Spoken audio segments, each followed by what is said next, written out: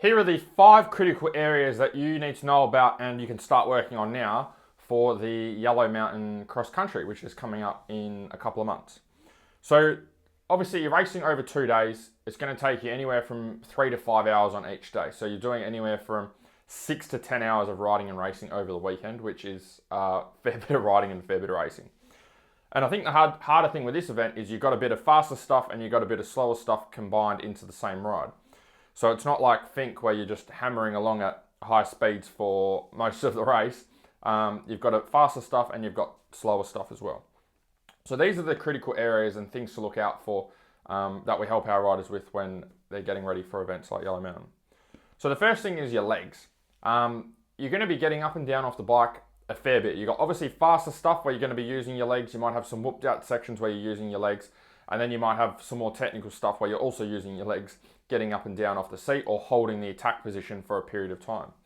So you need to be able to build endurance into your legs. Your legs need to be comfortable with being able to be up in the pegs or be up and down off the pegs for 3 or 5 hours at a time and being able to do that 2 days in a row.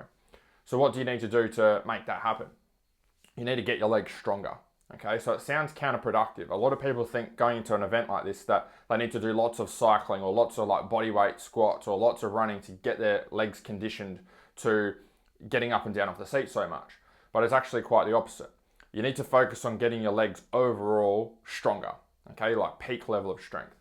So what happens is when you get your legs stronger, the bike feels lighter. When the bike feels lighter, you use less energy when you're riding. So I'll give you this analogy or give you this example.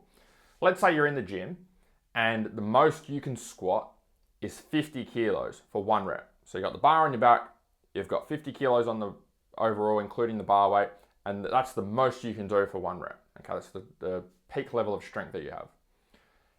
If we took all the weight off and you just had the bar left, which weighs 20 kilos, how many squats do you reckon you could get just with an empty bar? If we said, hey, do as many squats as you can with that 20 kilo bar. So pick a number. Let's say it's 15.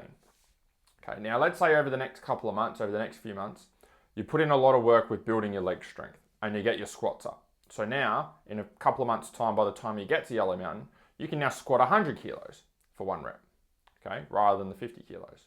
So your strength has doubled. Now, if we stripped all the weight off and went back to that 20 kilo bar again, how many reps do you reckon you could do with the 20 kilo bar? Probably a lot more than the 15 reps you could do before, right? Probably maybe 25, 30 reps. So you'll notice there is your endurance with moving that 20 kilo bar has increased. It's doubled, right? Or almost doubled. But we haven't done any endurance work. We haven't been doing a whole heap of cycling or a whole heap of running or a whole heap of lightweight, high rep exercises to get the endurance in. We've focused on overall strength. So that's the most important thing for getting your legs conditioned and ready for these types of conditions, is it's making sure that you are building the strength into your legs to make sure that they can go the distance. The second thing is a sore lower back. So I'm just keeping an eye on the microphone here because it looks like it's going to die, but hopefully we go. Hopefully we make it through. The next thing is a sore lower back. So this is like a common thing for Finke where you're in that like attack position for a long period of time at high speed. So there will be sections that are faster, where you will be in the attack position for an extended period of time. So what tends to happen in those areas is people's lower back will start to go and start to fatigue. The funny thing is though, is that your lower back, the spinal erectors, are only very small muscles. They're not muscles that are made to be able to do heaps of work and move big loads. So what happens when you're riding is generally riders won't have a sore back at the start of the ride. They'll have a sore back as they continue to ride and race. It gets worse and worse and worse the longer they ride. And so usually what happens is then riders will go away and go, oh, I've got to do lots of back exercises or core exercises to try and support my back or get my spinal erectors stronger. But the thing is, the spinal erectors are this big, right? Like they're tiny muscles. They're small. They're not made for big loads. So even if you got them 10 times as strong, it's still not anywhere strong enough to be able to wrestle around a 110 kilo bike plus your body weight. So the thing that needs to be worked on is probably your legs. That's probably the real problem. Because what happens is at the start of the ride when you're fresh, you use your legs to wrestle the bike around and use your legs to hold you in position, especially in the attack position. But as you keep riding and your legs get fatigued and you get tired, your legs aren't doing as much of the work. So have a look at the size of your legs. Like look down, have a look at the size of your muscles in your legs, and then have a look at your spinal erectors, which are like this big. Massive difference in work capacity, massive difference. It's like comparing a Pee-wee 50 with a 500, right? That's the difference in muscle groups that we're talking. So we need to work on, or the thing that needs to be worked on is getting your legs stronger so you can hold yourself in that position without your lower back having to jump in and take over.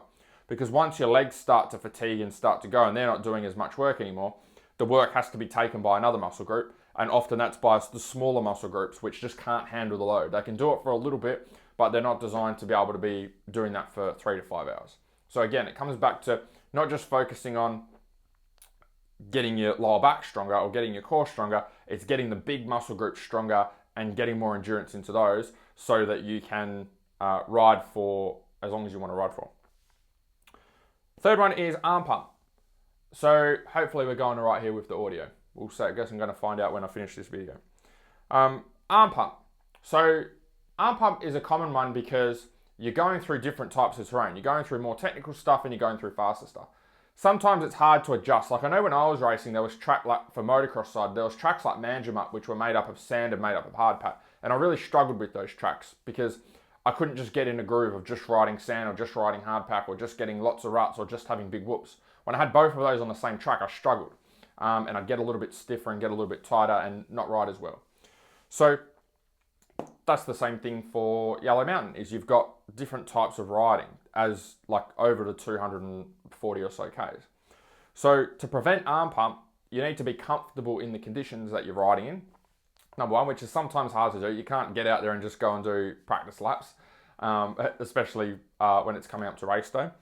So it's about getting your body ready, okay? It's building the strength and endurance into your body to be able to go the distance and hold the positions that you'd like to be able to hold when you're out there racing. The fourth one is body weight. So we're a couple of months away now from Yellow Mountain. So you've got, if you are a little bit overweight or you've got a bit of body fat there to lose, you've got time to be able to drop that weight. You can lose over a period of 8 weeks, you can lose between 5 to 8 kilos. 5 to 8 kilos is a decent chunk of weight, right? To be able to not be carrying around for 3 to 5 hours. So if you think about how many times your ass gets up and down off that seat over that 3 to 5 hour period, right? Let's say it's like, I don't know, 500 times, right? Let's say it gets up and down off the seat 500 times. 500 times 5 kilos. What would that be? That would be 500 times 5 kilos. What's that, like 2.5 ton? Is that, if I'm going correct? If 500 times, we're getting our ass up and down off the seat 500 times with 5 kilos less, that would be 2.5 tons. So you're moving, correct me if I'm wrong in the comments, but that's like 2.5 tons less that your body needs to lift over a 3 to 5 hour race or over the whole weekend, right? If you had 2.5 tons less of weight of load going through your body, of course your body's going to feel better, okay? Of course you're going to recover for day 2. Of course you're going to have more energy in the tank. So do what you need to do to get your weight down. Start eating properly, start tracking your food, follow a meal guide, get someone to help you, do whatever it takes to be able to get a little bit lighter if you've got body fat to lose, because it's going to make things a lot easier over such a long run. The last one is day 1 recovery. Obviously it's a 2-day event.